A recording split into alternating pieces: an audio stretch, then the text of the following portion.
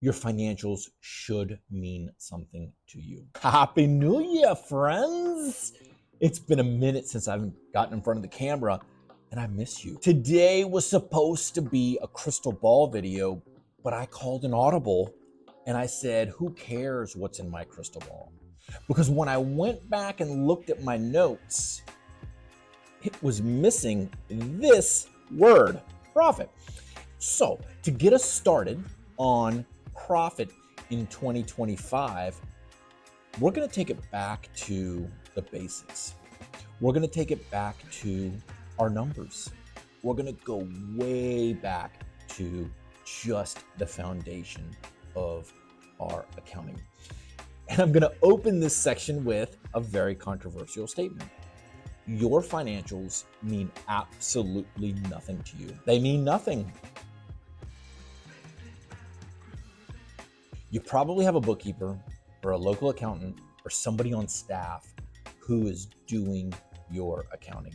Meanwhile, you're just biting your nails, probably daily, looking at bank balance, looking at daily sales, trying to figure out how you're going to manage the next round of bills that come through. Am I right? I think I am.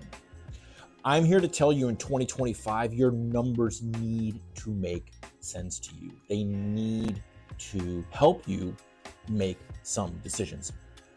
And in order to do this, we're going to run a 3-part video series on the most important basic functions of your financial statements and how they should benefit you. For today, we're going back to your profit and loss setup or the chart of accounts in your profit and loss.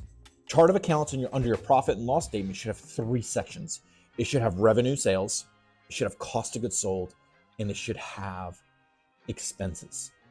Under the first section, which is your sales, right? This is money coming in. This is money coming in from the sales that you make either in wholesale or retail. This section should have a wholesale subsection and it should have a retail subsection. Underneath the wholesale, we want to see what we sell based on package. We want to see what we sell based on kegs. Under the taproom retail, we want to get a little more granular. We want to see what we're selling in draft beer. We want to see what we're selling in events, non-alcoholic or other beverage, food, merchandise, and finally beer to go. That's our sales section, right? That's it. We're going to keep that one real simple. Move down to COGS. Funny story. I got a call 2 weeks ago, no joke, from one of these CFOinabox.nets. And they're like, why don't you add utilities and labor in your cost of goods sold, sir? We do that for all of our manufacturing companies. Well, buddy, if brewing was like all other manufacturing companies, I may include it, but it's not. And we have other ways to track if your labor and your utilities are in line or out of line. Well, that's not the way we do things. I'm like, that's fine, Mr. CFOinabox.net. You can continue doing it that way. Your cost of goods sold section should be what the cost of what was sold in the prior period or in the existing period that you're in right now. So you're looking at what it costs you to produce kegs, what it costs you to produce cases, what it costs you to make beer for the tap room, right? Excise tax. And then finally, any other sort of inventory adjustments that you need to make that would affect COGS, right? The final section is your expenses. Everything else goes into the section called expenses. That's it. Your labor, your advertising, your keg leasing, your computer expense, your utilities, everything else, okay?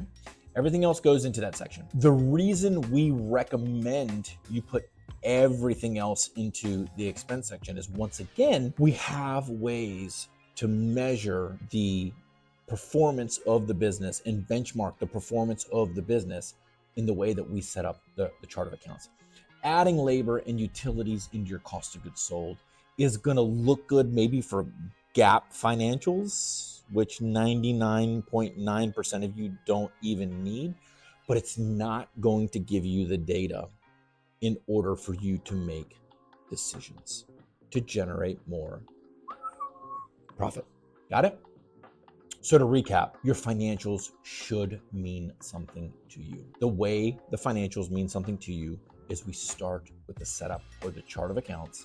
And today we specifically covered the profit and loss chart of accounts. By the way, in this email, there's an attachment to a sample chart of accounts. You're going to see the 3 sections broken out. Download it, start to meld them into your system and your existing chart of accounts. I think they're going to start to make sense, right? Next week, we're going to dive into labor and why we break out the labor the way we do and how we track it. All right. Until then, take care. Let me know if you have any questions.